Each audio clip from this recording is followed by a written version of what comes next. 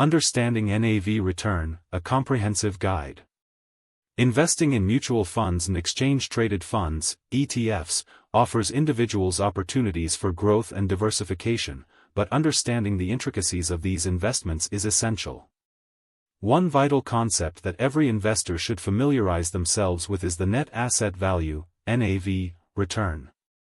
In this article, we'll delve deeper into NAV return, how it is calculated, and its implications for investors while providing additional context to help clarify the subject. What is NAV return? The net asset value, NAV, return refers to the variation in the value of a fund's assets over a specified period.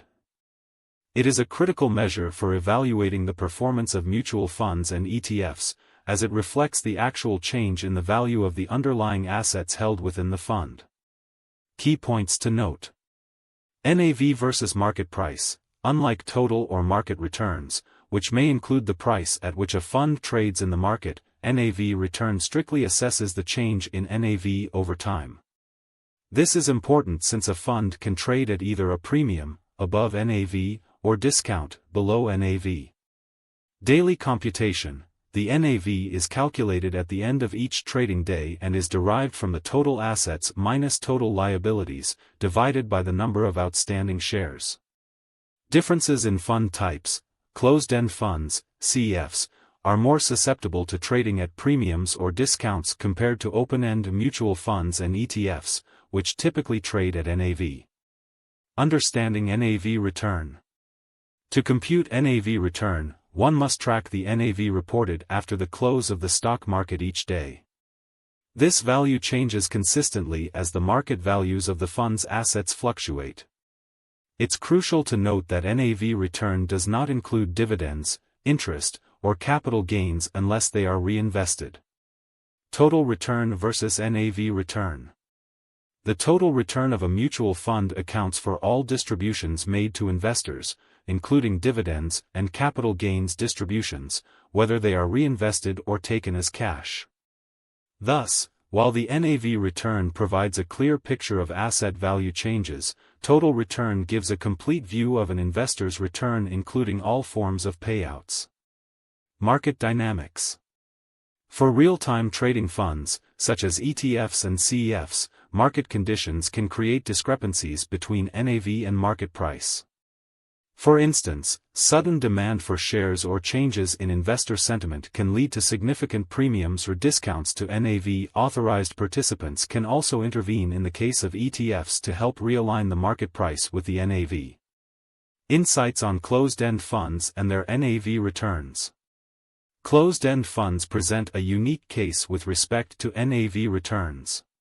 Unlike mutual funds and ETFs, CEFs manage a fixed number of shares and can more readily experience significant price discrepancies relative to their NAV. The Investment Company Institute's 2023 report noted that the average discounts for CEFs have widened, highlighting market trends that investors should be cognizant of. Here's how to break down this concept further. Example: the Eaton Vance Tax-Managed Buy-Right Income Fund.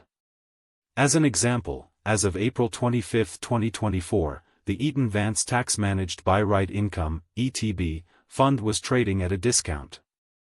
With a market price of $13.19 against an NAV of $14.49, NAV return reflected a 17.64% increase, significantly contrasting with the price increase of only 7.51%.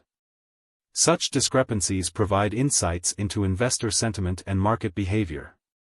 Comparative case: Guggenheim Strategic Opportunities Fund. Conversely, the Guggenheim Strategic Opportunities Fund, GOF, was trading at a remarkable premium of 20.93%. This means its market price of $14.33 exceeded its NAV of $11.85 by a considerable margin. Such divergence could reflect investor optimism regarding the expected future financial performance of the fund. Factors influencing NAV and market price discrepancies. Several factors can cause a fund's NAV to differ from its market price.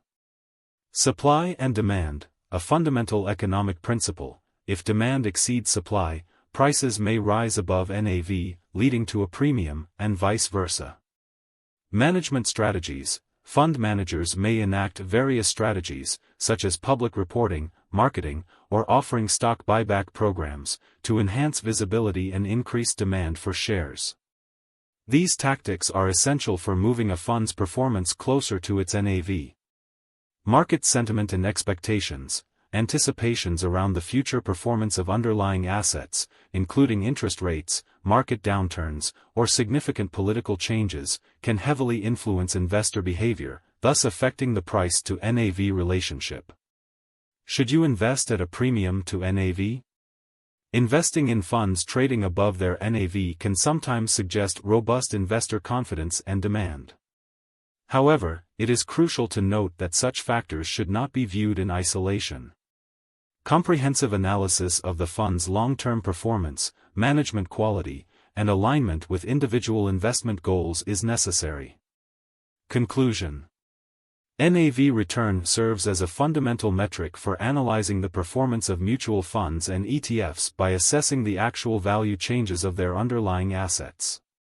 While it is crucial to understand these nuances, investors should also be aware of the workings behind the broader market environment that can lead to temporary divergences between NAV and market price. For investors considering different funds, NAV return provides valuable context, yet it is equally important to use it alongside other performance metrics to gauge overall investment viability. Understanding both NAV returns and market conditions can empower investors to make informed decisions and optimize their portfolios accordingly.